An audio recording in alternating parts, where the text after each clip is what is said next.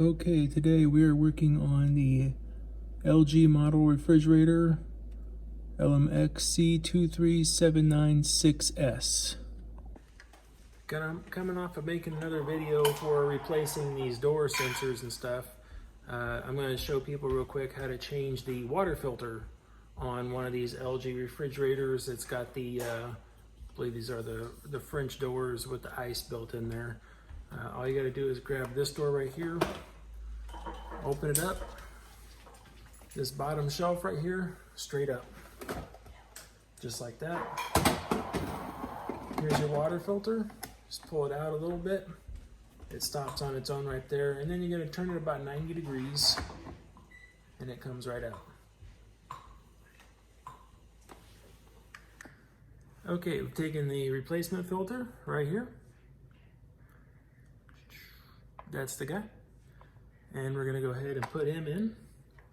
And the easiest thing to do, a lot of these places come with, a lot of these filters come with stickers and stuff for them, but the easiest thing to do is just use a Sharpie and just write what date you installed it on. That way, when you open it up 4 years down the road and you're like, oh man, I did that 4 years ago.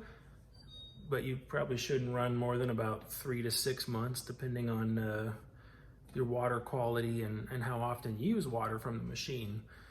At least twice a year you should replace this guy. So here we go. I'm gonna take it, put it back in. This little tang lines up with the opening. Only goes in one way pretty much right there.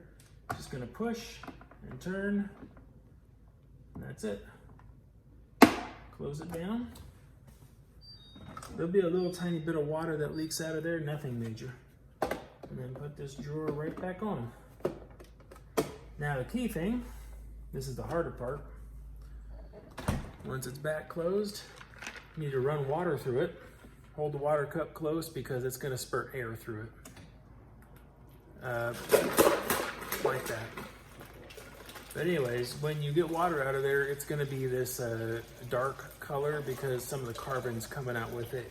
You need to run about 3 gallons of water through this thing. So if you could get a big cup, something 30 ounces, do the math, figure out how many gallons you're gonna have to, how many cups you're gonna have to do, or fill up a gallon container if you got one 3 times, and just continue to dump it time and time again until you run about 3 gallons through it. Then it's safe to use. All right, hope you've enjoyed this video. Have a good one.